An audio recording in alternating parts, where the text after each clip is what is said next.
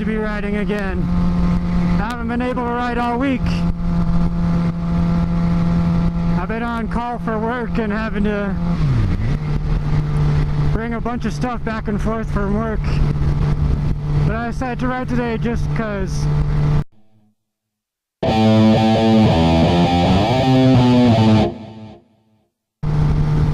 What's up, guys? DapperxDan here. Another beautiful day in Colorado. Just a heads up, it is starting to get colder here, so it's dropping down in the 70s currently, which is pretty good. Pretty good riding weather, but it's going to be winter here soon, and I probably won't be able to record that much during the winter. There's usually a couple days a month where the roads are clear and there's no snow on the roads that I might be able to record, so I'll put out as much as I can during the winter, but I might have to take a break. I could probably record through the end of October, and then the weather's going to start getting real bad, so I might have to take a break until like beginning of February. But we will see. Anyway, what I'm going to be talking about today is I got a question on my reveal video about my Shelby. So there's the story of how I got it and when I got it and what's all done to it.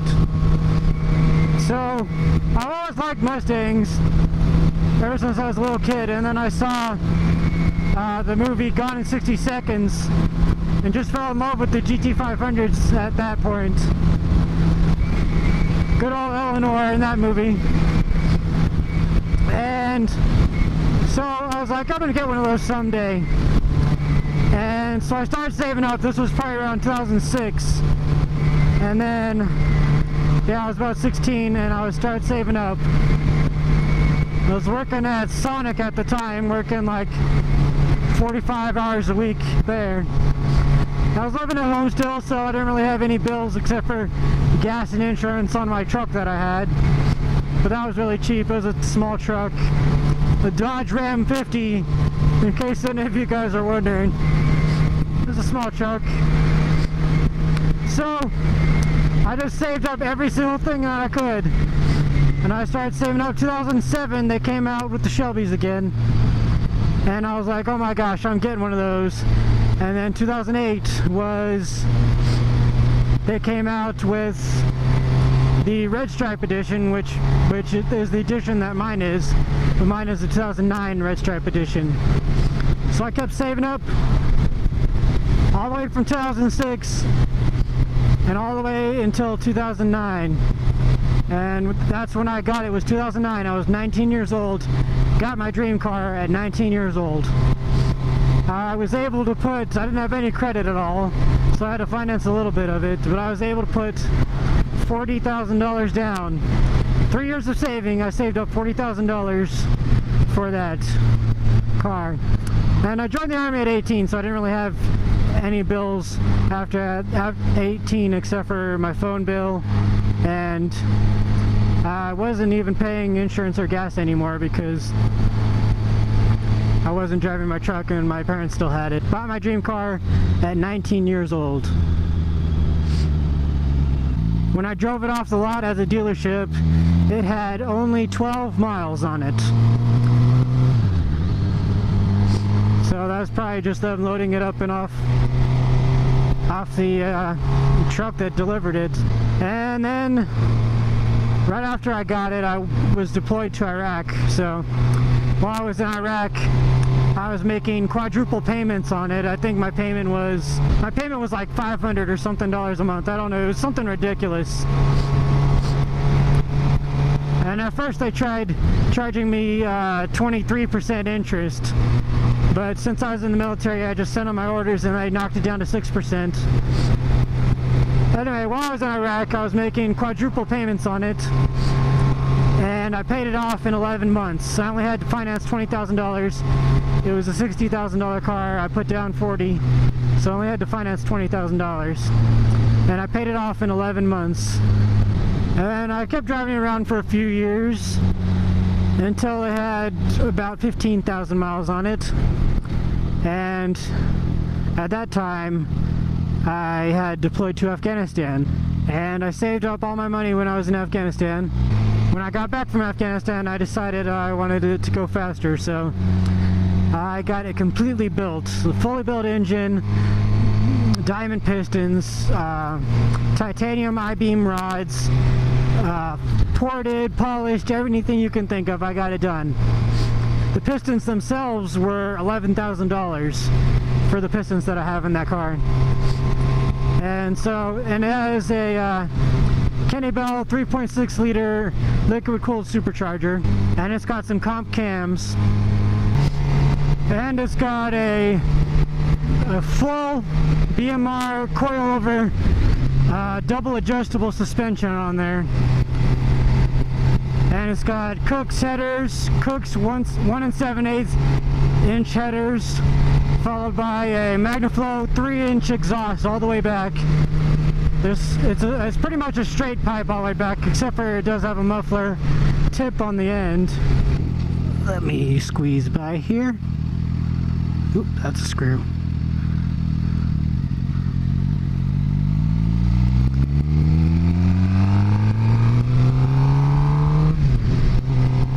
Hope I didn't run over that screw.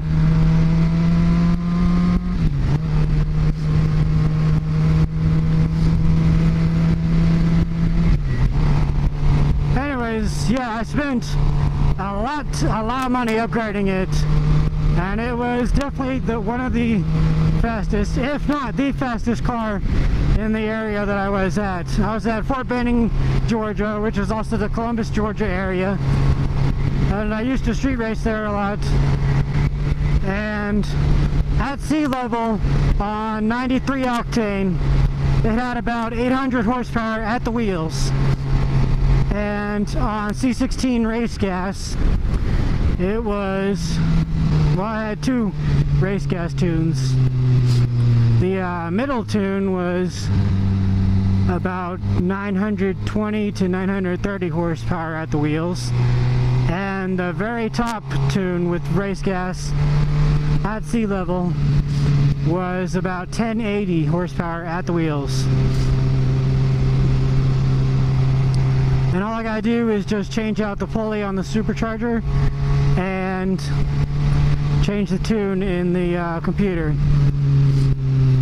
to change up, and obviously change the fuel.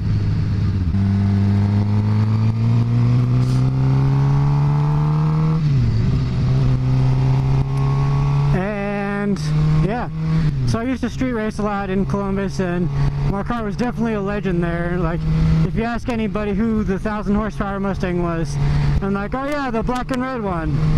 Everybody knew who it was. I have not lost a race in that car as of yet. Here in Colorado, a mile plus above sea level, it is, we only have 91 octane here, which kind of sucks. But hey, or not. We only have 91 octane here, so, and with the altitude, it's about 750 horsepower at the wheels on the pump gas tune on 91 octane. I haven't tested it on the race gas tune yet, so I don't know what it is here at this altitude with race gas, but I would guess 1020 to 1030 probably. But yeah, I spent a lot of money in upgrades. With as much money as I spent, I could have bought another one. But yeah, that's my baby. And before anyone says anything, I know someone's thinking it, but no, my parents did not help me at all with buying it or buying any of the parts or anything. It was all me. 3 years of saving up got me most of the car itself, and then just another year of saving up while I was in Afghanistan. I was able to save up enough for all the parts, all the Go Fast parts for it. And it is extremely loud. The exhaust does not have a catalytic converter or anything. It's straight all the way back, except for the muffler. so it's extremely loud. You can usually hear me coming from a mile away or so. And if you guys do have a fast car, or a loud car for that matter, I definitely would suggest getting a radar detector. That thing has saved, my radar detector has saved me so many times I can't even count. I have the Valentine 1 radar detector on there. And it's one of the better ones on the market. It gives me really good notice. I usually get a quarter mile to a half mile notice over when cops are there. That's only if they have their radar on though. Or if they don't have their radar on, it's going to be useless. But yeah, that's the story about my GT500. So if you guys have any more questions, just leave them in the comments and I'll be happy to answer them. Thanks for watching, and thanks for liking, commenting, and subscribing. Have a good day.